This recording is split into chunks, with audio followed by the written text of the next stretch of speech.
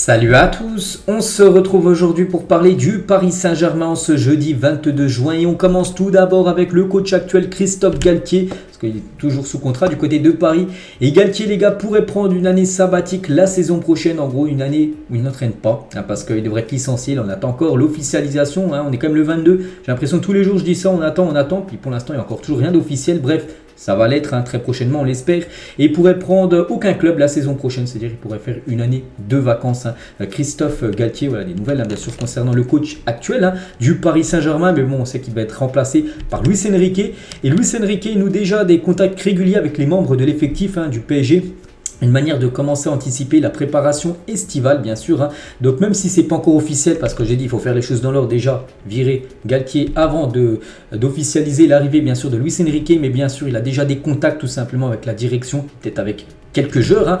Et on va parler qu'il a déjà des contacts par exemple avec Neymar, on va en parler juste après. Mais tout d'abord, Daniel Riolo, les gars, attend de l'autorité de la part de Luis Enrique. Donc Riolo hier sur l'After RMC, il a dit Luis Enrique, ça va être l'autorité. Si c'est l'autorité, il va juger, il ne vient pas pour faire la nounou et relancer les joueurs cramés. Si ces fameux joueurs sont réellement bons à nouveau, se remettent à travailler, on le foot comme priorité, sont capables de courir sur le terrain, d'être performants, de jouer plus de 30 matchs par an. Dans ce cas-là, Luis Enrique les fera jouer parce qu'il aura de l'autorité. C'est vrai que par exemple, je prends un joueur au pif. Je prends Draxler. Bon, ça va être compliqué. Bon, Draxler revient, les gars, vraiment, il est énorme. Il fait une énorme pré-saison. Il commence à jouer les premiers matchs la saison prochaine. Il est énorme. Oui, bien sûr. Luis Enrique le fera jouer. Il y aura beaucoup de temps de jeu. Donc voilà, mais vraiment les joueurs. Par exemple, qui sont prêtés, je ne sais rien, je prends Icardi, les gars, il revient au PSG, il monte encore rien du tout. Il faudra bien sûr directement que Luis Enrique, vu que c'est un entraîneur d'autorité, le mettre directement de côté, lui dire ça sert à rien. Je te ferai pas jouer cette année, donc soit tu repars en prêt, t'es vendu, peu importe. Donc même si Luis Enrique vient pour faire la nounou et redresser Neymar, redonner goût à la vie à Verratti. Alors prends Marie-Pierre, l'assistante sociale, ne prend pas Luis Enrique. Voilà ce qu'il a pu dire en gros. Que voilà, Daniel Riolo, il attend beaucoup d'autorité de la part de Luis Enrique, vraiment que les meilleurs joueurs jouent. Vraiment, si tu me donnes te donne pas foi à l'entraînement au match, même si tu es le meilleur, même si tu es Mbappé, même s'il reste, on espère. Donc voilà, qu'il soit en gros, qu'il soit écarté du groupe, bien sûr, si les joueurs ne se donnent pas à fond. Et toujours avec Luis Enrique, donc l'ultimatum d'Enrique à Neymar. Donc Luis Enrique et Neymar ont échangé par téléphone. Donc voilà, c'est PSG Community, les gars, qu'on voit cette info. Donc Luis Enrique a exigé du Brésilien une hygiène de vie irréprochable, aussi bien sur qu'en dehors des terrains. Luis Enrique lui a fait comprendre qu'il comptait sur lui la saison prochaine, mais à pas n'importe quel prix. Si le Brésilien n'est plus heureux à Paris, il pourra partir. Luis Enrique ne retiendra aucun joueur cet été, peu importe le statut. Donc voilà, c'est une exclue PSG Community. Je ne sais pas c'est quoi leur source. Je dis voilà que Luis Enrique a appelé Neymar pour échanger, déjà qu'il faisait confiance bien sûr à Neymar pour la saison prochaine, mais qui devait absolument s'améliorer, surtout hygiène de vie, qu'il ne sorte plus, qu'il fasse plus trop la fête, et voilà, qu'il soit bon aussi sur le terrain. Et si Neymar lui disait vraiment ouvertement je veux retourner au Barça, donc voilà, Luis Enrique, pas de souci, il lui donnera directement un bon de sortie pour quitter l'équipe du Paris Saint-Germain. Donc voilà, bien sûr, grosse info, on peut dire, de PSG Community. Et en parlant de Neymar, parce que voilà, Luis Enrique a exigé une hygiène de vie irréprochable. Et tiens, une petite info concernant Neymar sur sa vie privée, les gars, parce que Neymar, on l'a appris hier, vu qu'il l'a mis sur ses réseaux sociaux, donc s'excuse publiquement sur Instagram d'avoir trompé sa petite amie enceinte. C'était il y a 10 jours exactement, parce qu'il y a 10 jours, on était le 12 juin, et au Brésil, c'est la Saint-Valentin le 12 juin. Et en gros, Neymar a trompé en gros sa copine, et du coup il s'est excusé parce que ça s'est su, voilà, ça c'est vu que c'est un genre comme Neymar, ça a fuité, et du coup il s'est excusé, voilà, ce long message qu'il a mis sur ses réseaux sociaux, il s'excuse d'avoir trompé tout simplement sa copine, il y a 10 jours, jour pour jour on va dire. Ouais, bref, bon, ça c'était du hors foot, mais voilà, c'est une petite info concernant Neymar.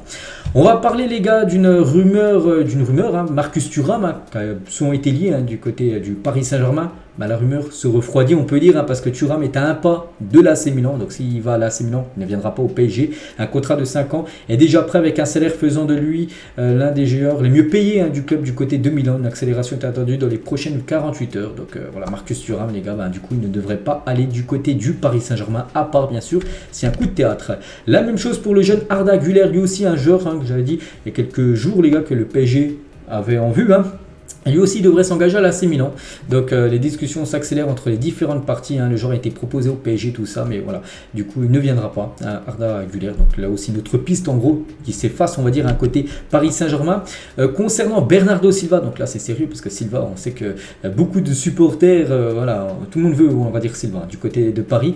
Et Bernardo Silva proche de signer en Arabie Saoudite selon, après il faut regarder la source, c'est selon Marca. Marca, c'est un journal espagnol. Donc ça va prendre avec des pincettes. Voilà, si on veut vraiment avoir des sources quasiment fiables, on va dire, sur Bernardo Silva, il faut plutôt aller se renseigner sur Fabrizio Romano, et Fabrizio Romano a communiqué après ce qu'a mis Marca. Donc lui l'a dit, selon Fabrizio Romano, donc là on pense que c'est un peu plus fiable, on va dire. Silva n'aurait pas encore pris de décision définitive sur son avenir, donc le PSG le considère comme une cible prioritaire, on sait que le PSG le veut. Les clubs saoudiens poussent pour l'attirer, donc on se doute, voilà, qu'en Arabie Saoudite, bien sûr, ils aimeraient aussi l'avoir. Et City espère toujours le conserver, mais pour l'instant, d'après Fabrizio Romano, il n'a toujours pas pris de décision définitive. Donc voilà, quand ils disent Marca que il est très proche de signer en Arabie Saoudite, non, voilà, c'est faux pour l'instant. Il ne sait pas encore. Ça peut être le PSG, ça peut être, bien sûr, l'Arabie Saoudite, ça peut aussi rester du côté de Manchester City. Le PSG ne s'est jamais inquiété de l'état médical de Skriniar. Le club est confiant quant à la récupération de son futur défenseur, Milan Skriniar, les gars. Normalement, d'après ce qui se dit depuis pas mal de semaines que je vois le dossier, ça devrait être officiel le 1er juillet. Milan Skriniar, il est en fin de contrat le 30 juin. Ça devrait être officiel son arrivée libre du côté de Paris. Et on sait que c'est un joueur qui a souvent eu des blessures, surtout des blessures au dos. Et du coup, le PSG n'est pas inquiet, voilà, par rapport à l'état de santé, on va dire, de Milan Skriniar. Donc voilà, en privé, le joueur confie être motivé à l'idée de jouer pour Paris. On espère, bien sûr, parce que c'est quand même, s'il arrive à 100% sans blessure, tout ça, c'est un top player, bien sûr. Milan Skriniar, surtout gratuit.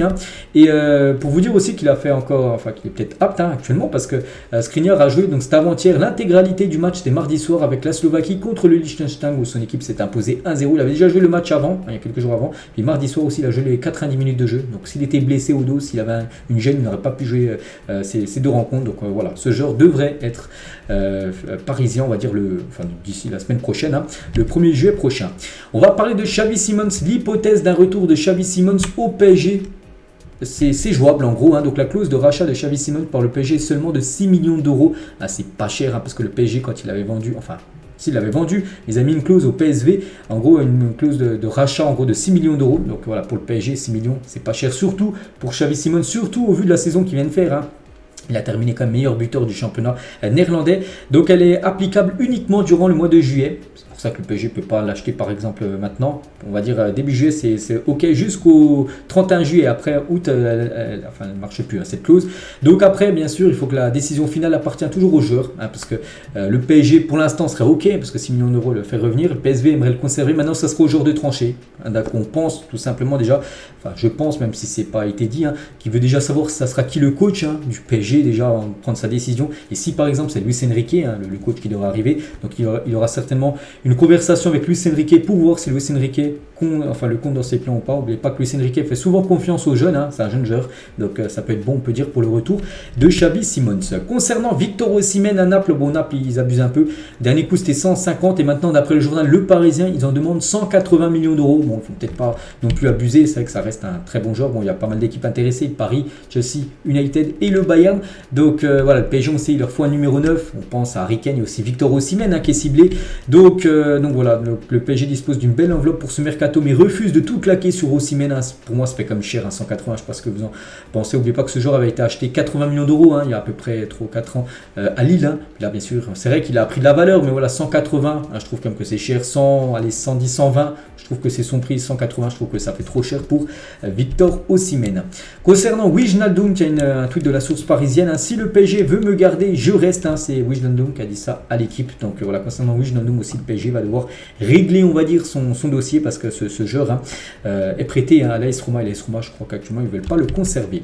Daniel Riolo sur la concurrence entre Donnarumma et Keylor Navas. Si Navas revient, j'espère que la première décision de Luis Enrique sera de virer le grand. Donc, il parle bien sûr plus grand en taille, donc Donnarumma, va t'asseoir sur le banc et bien au fond, parce que tu me gâches la vue. Donnarumma, c'est devenu une passoire. Après, voilà, si par exemple Navas revient, c'est pour vraiment être le numéro 1. Il ne vient pas pour faire la doublure. Ça, c'est hors de question, bien sûr, pour Keylor Navas, sinon il sera encore de nouveau prêté ou vendu. Mais voilà, ce que dit Riolo, c'est bien sûr, il y a les deux gardiens, mais il aimerait plutôt avoir Keylor Navas. C'est vrai que actuellement, je trouve que voilà, Navas, pour moi, a été plus convaincant au PSG que Donnarumma. Donc voilà, on verra ce que va décider Luis Enrique, parce que peut-être qu'il va remettre les cartes en jeu, tout simplement, concernant le poste de gardien, qui devrait être un des deux. Donc pour l'instant, on sait que pour Galtier, c'était Donnarumma, mais peut-être pour Luis Enrique, ça sera peut-être Keylor Navas, on verra. On va parler d'Mbappé il y a 5 ans, jour pour jour. Bon, ça n'a rien à voir avec le PSG, mais ça reste un joueur du PSG. Il marquait son premier but en Coupe du Monde, Kylian Mbappé. Donc c'était un 22 juin, c'était du côté de la Coupe du Monde en Russie 2018. Donc il a tout gagné depuis, bien sûr, il a été buteur.